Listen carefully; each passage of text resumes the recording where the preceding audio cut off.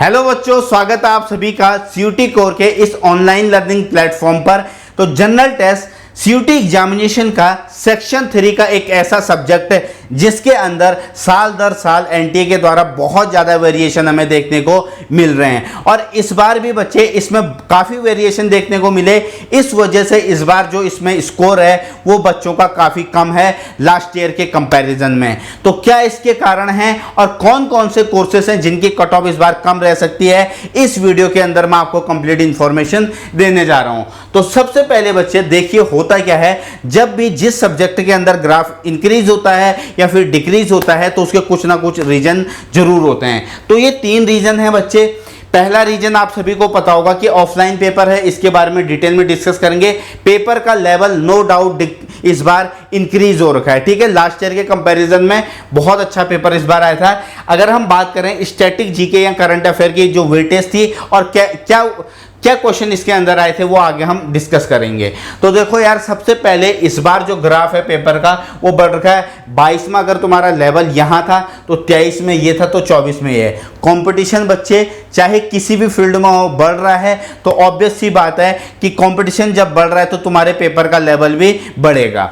अब इस बार offline paper होने की वजह से आप सभी को पता होगा पेपर ऑफलाइन और ऑनलाइन दोनों थे, लेकिन जो हमारा जनरल टेस्ट का पेपर था वो था बच्चे ऑफलाइन। अब उस वजह से क्या हुआ, जैसे बहुत सारे ऐसे बच्चे थे जिनको ओएमआर शीट फिल करनी नहीं आती थी और ये रियलिटी भी है।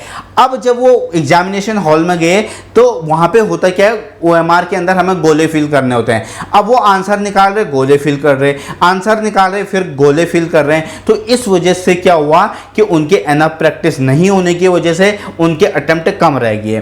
पहला रीजन। दूसरा रीजन ये, जिन बच्चों की तैयारी बहुत अच्छी थी, पेपर थोड़ा अच्छा आने की वजह से वो भी क्या कर पाए कि उतने अटेम्प्ट नहीं कर पाए जितना लास्ट ईयर के कंपैरिजन में बच्चों ने किए थे, ठीक है बच्चे।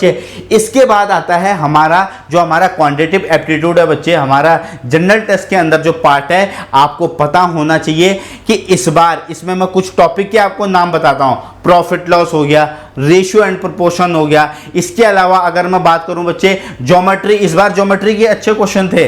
लास्ट 2 ईयर इन्होंने ज्योमेट्री के इतने अच्छे क्वेश्चन नहीं पूछे थे।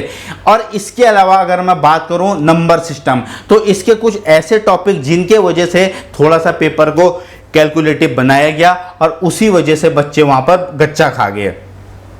नेक्स्ट है बच्चे रीजनिंग के अंदर मैं पर्सनली बताऊं तो नॉन वर्बल के अंदर इन्होंने बहुत अच्छे क्वेश्चन पूछे थे, ठीक है।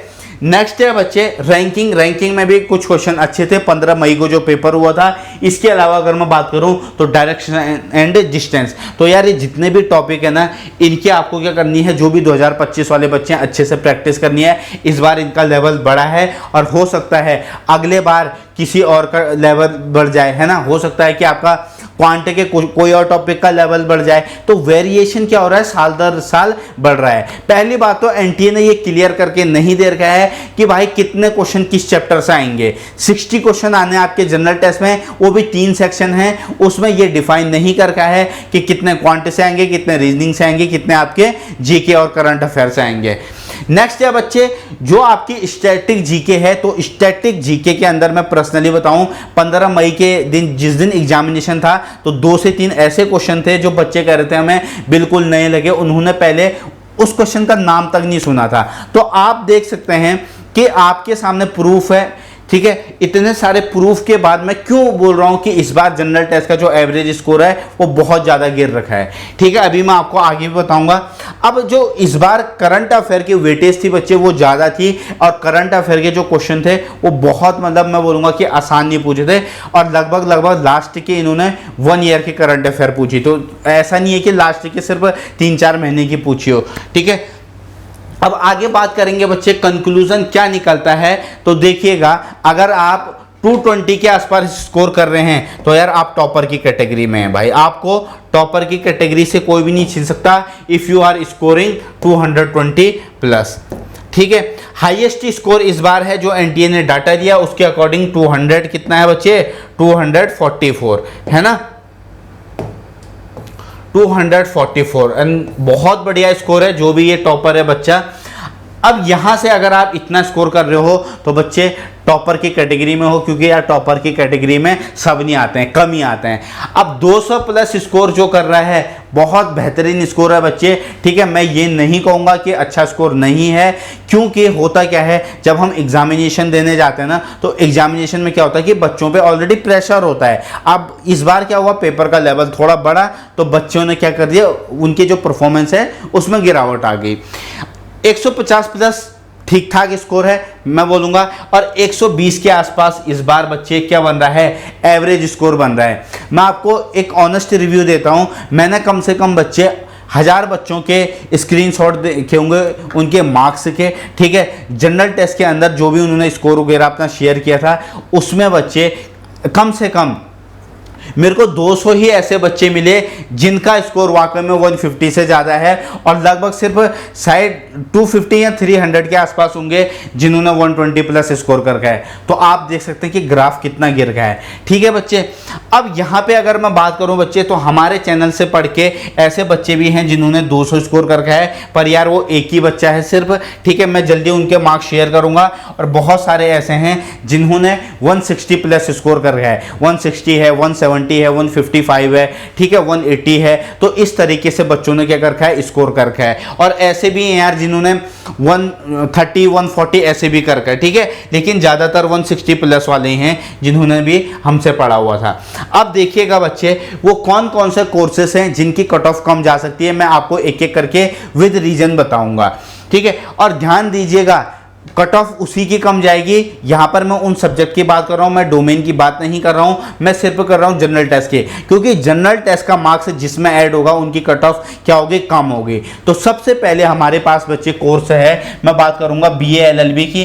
BA LLB के अंदर हमारा एक लैंग्वेज, एक लीगल स्टडी, इसके अलावा हमारा क्या ऐड होता है, जनरल टेस्ट ऐड होता है।